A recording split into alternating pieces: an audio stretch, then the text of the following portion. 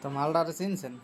তখন কথা হয়েছে যে কালকে একটা সংবাদ সম্মেলনে বা ছাত্রদের ওইখানে সমঝোতা করতে গেছিল, তো ওখানে একটা বোতল মারা হয়েছে।